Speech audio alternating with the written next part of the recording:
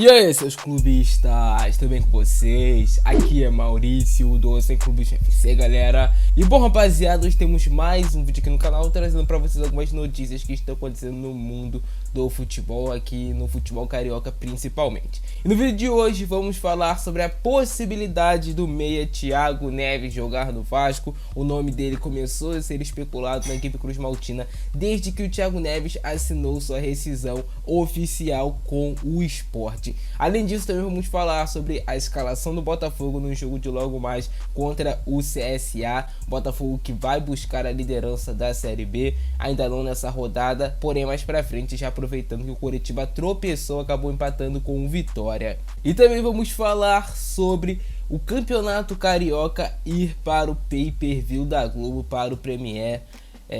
A Globo está tentando fazer essa negociação, porém está esbarrando no Flamengo mais uma vez. Eu vou trazer todas essas notícias hoje para você. Então o que você tem que fazer? Tem que deixar o seu like aí embaixo, tem que me seguir no Instagram que está aparecendo aqui na tela, @malfrãoFC. Lá no Instagram a gente consegue conversar e tudo mais, beleza? E bora para as notícias. Mas antes de começar o vídeo, rapaziada, eu tenho uma grande oportunidade hoje para você. Você que está aí na sua casa, tranquilo, de boa, ou até mesmo para você que trabalha já de maneira fixa e quer uma renda extra. Vocês estão vendo esse print que está aparecendo aqui na tela?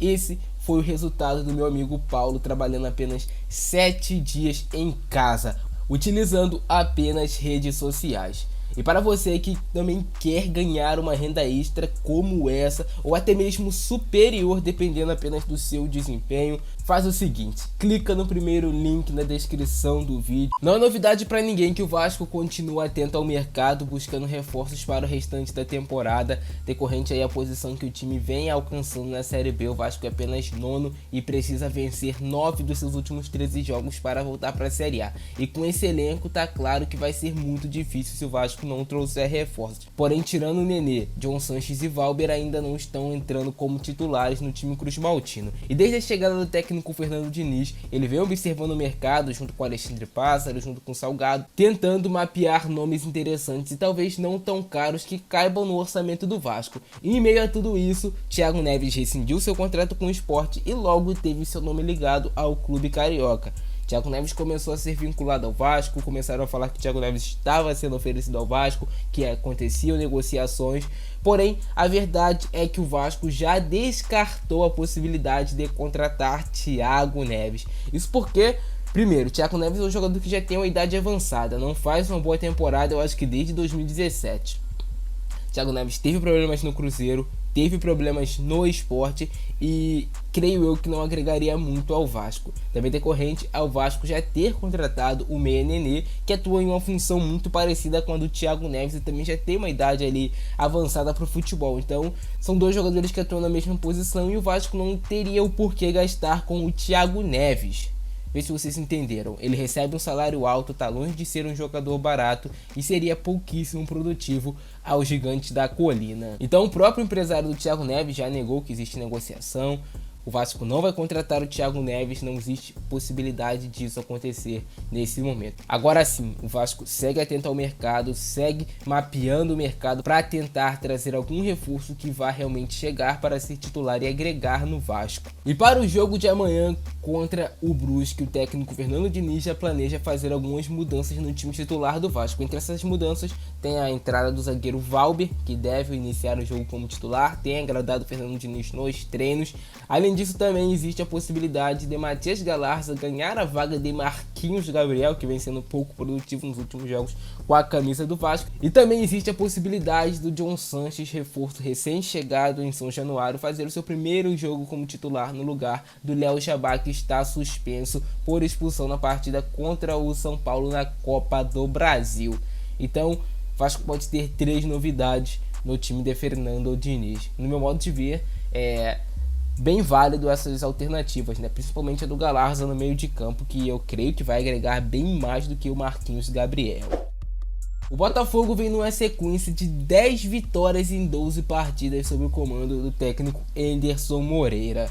E se conseguir a 6ª vitória seguida nesta quinta, o Fogão, que tem 44 pontos, vai tomar a vice-liderança, que agora está com o Goiás com 45 pontos, e colar no líder Coritiba, que tem 49 pontos e que tropeçou nessa rodada, acabou ficando no empate com Vitória. Mais do que isso, o Botafogo manterá a diferença de 6 pontos para o 5º colocado Guarani. Então é muito importante o Botafogo conseguir essa vitória hoje contra o CSA. Mais uma novidade que o Botafogo vai ter hoje à beira do campo é do técnico Anderson Moreira, que volta a treinar o time depois de 4 jogos de suspensão.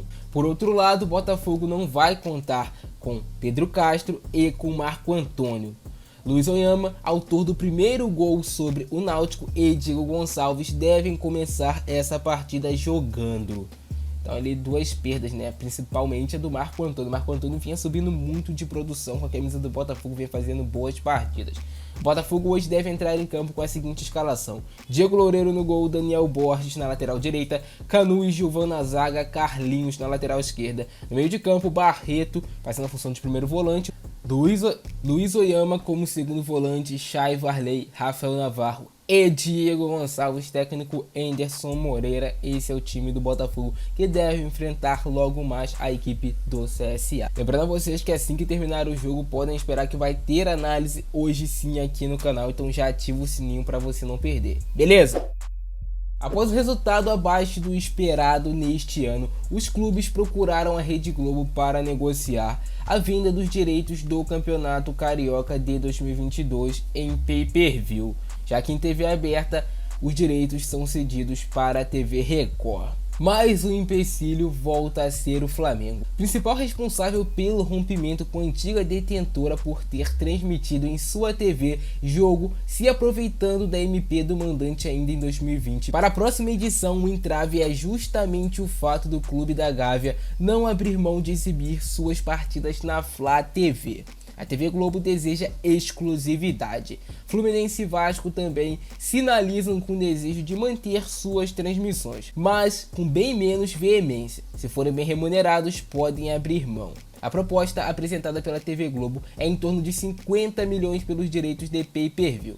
O primeiro obstáculo é o fato da Ferg processar a emissora e já ter obtido uma decisão favorável que lhe dá mais de 150 milhões de indenização pelo rompimento do contrato anterior. A Globo acenou com um pagamento bem menor de 7 milhões para encerrar o problema. E rapaziada, eu acho que tudo isso pode ser acertado sim, só que esse empecilho do Flamengo querer transmitir os seus jogos pode pegar e fazer que a negociação não ande. O Flamengo não vai abrir mão, já mostrou isso em outras vezes, não vai abrir mão de transmitir os seus jogos na Flá TV, e a Globo quer a exclusividade. Mas comente embaixo a sua opinião. Você é a favor de quem nessa história toda, beleza?